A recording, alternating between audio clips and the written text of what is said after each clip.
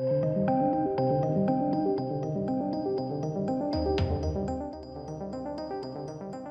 welcome ladies and gents. So we've got a new image of Avatar 2, The Way of Water. You can see it here. It's Jake Sully with a whale type creature, right, on Pandora. Now I think what's interesting about this interview, this is with Empire Online, is that it seemingly hasn't been a wider plan at play, like all along anyway. What I mean by that is James Cameron literally reveals, and I don't think this is good or bad, I just think this will be interesting to see how the films come out. But James Cameron does actually reveal that he made one film and was like, oh yeah, so, we should probably, think about making more. And he thought about it for like 2 years before he did. And actually agreed to doing it, and then set about making the actual sort of sequels, I guess, in hand. Now, interestingly, they've shot 2 and 3 back to back. 4 and 5 have not begun shooting yet, and I'm guessing there will be, to some degree, an element on how these, 2 and 3 does.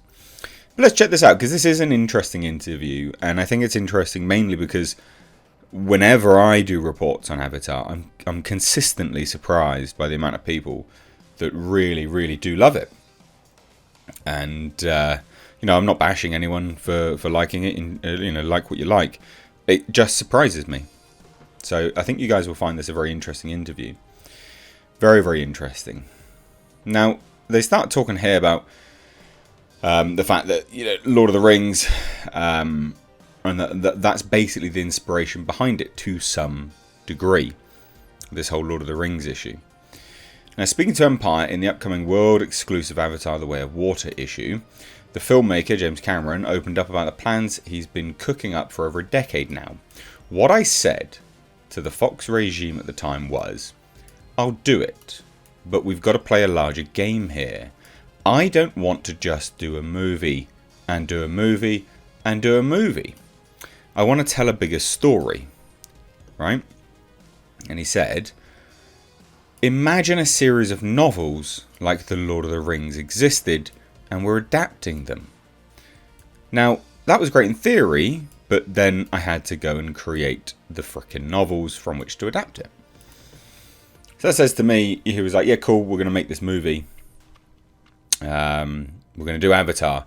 And, want to make some more movies. So he had the initial idea, but then didn't actually have the ideas for the rest of it. He just said, look, I think what we need to do strategically is think business-wise, let's adapt, in inverted commas, adapt novels. And he had to go and do that, right?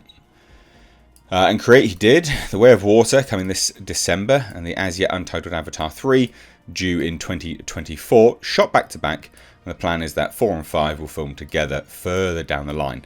Now that says to me that Disney haven't greenlit it yet.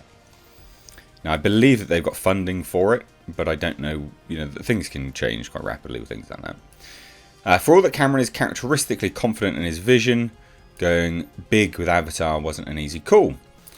And this I find interesting as well. I had to think long and hard whether I even wanted to make another Avatar film. Do you see, again, how I think that this will be fascinating? And again, it's not doubting James Cameron or the usual rhetoric that people sort of pop in the comments with. I just find this interesting. It is interesting that he openly admits, I had to think a long and hard time whether I even wanted to make another Avatar film. So it wasn't like a preset plan. I'm definitely doing this. We are 100% doing this. He even had to go and, create the novels for them to adapt from, so to speak. And he said, because it was kind of ours to lose. When you've done something that's been that transcendent in terms of success, do you really want to go to try and do that again? There's a lot of pressure on it. I thought about it for a good 2 years before we finally made a deal. So again, it's that, to me, it goes back to that element of, was there always a wider plan at play? No. There wasn't, but that's not necessarily a bad thing. We don't know yet. It remains to be seen. Now, this is the cover of that. Looks fine, I guess. In fact, this issue will be interesting for a few reasons, mainly because they'll also cover Prey, which is the Predator prequel. But going back to the imagery here, for instance, you know, like, I mean, it looks good, but I don't know how much further they've gone with the graphics. Like, I look at this this water element here, and I go, well, that doesn't look ultra. I don't know. Like, I don't know how much further they've gone with the graphics to make it worthwhile. Now, interestingly as well, Sigourney Weaver is going to be playing Jake and Neytiri's adopted teenage Na'vi daughter. What? So she's kind of back, but also not, but also is. Interesting. So let's check this out, because she died. So what she's going to be doing, Empire's upcoming world exclusive, Weaver is going to be playing an entirely new character in this film, and there are things about her you really need to know. Firstly, that she's a Na'vi. Secondly, that she's called Kiri. And thirdly, and most surprisingly, that she's Jake and Neytiri's adoptive teenage daughter. So this is going to be Sigourney Weaver's character. Interesting. She's going to have to significantly change her voice, I think, to pull that off. Because Sigourney Weaver's not... I mean, she's got a pretty iconic voice. You recognise. You know, it's a very recognisable voice. Now, we'd say this, right? So Weaver will play a blue alien teenager in The Way of Water. And for the actor who also worked with Cameron on Aliens, it was a chance to bring her inner child out to play. I think we all pretty much remember what we were feeling as adolescents. I certainly do. I was 5'10" or 5'11" when I was 11. I felt strongly that Kiri would feel awkward, and a lot of the time she's searching for who she is. I was thrilled to be given that challenge by Jim. Interesting. As an acting challenge, it's big. We're going to have a 60-something actor playing a character decades younger than her actual biological age. Sig thought... Oh, God damn, I hate these adverts. I just think that's interesting as well. Sig thought it was all kinds of fun. Getting into that mindset meant Weaver workshopping with a group of teenage girls to channel some youthful energy.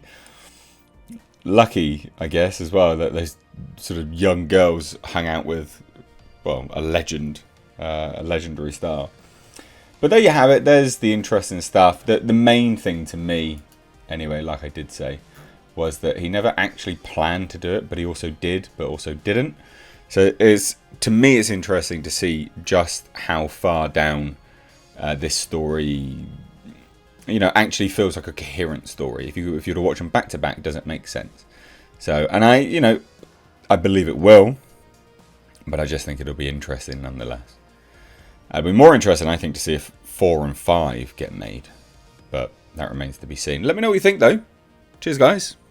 Also, ladies and gentlemen, consider checking out my Teespring store. Supporting the channel via this way does go a long way. But also, not only that, you do get to wear some awesome merch. These are one-of-a-kind designs designed for me by my graphic designer. We, of course, have our Clown World line, which is in mugs, hoodies, t-shirts. We've got Space Jeebus. And then for something a little bit different, we, of course, have right down at the bottom right here, we have our Pulsar GTIR. Also, ladies and gentlemen, consider checking out and supporting my second channel, which is Car Nonsense. This is a vlog and car channel. You can find links to this in the description box along with my Teespring. Please do consider supporting.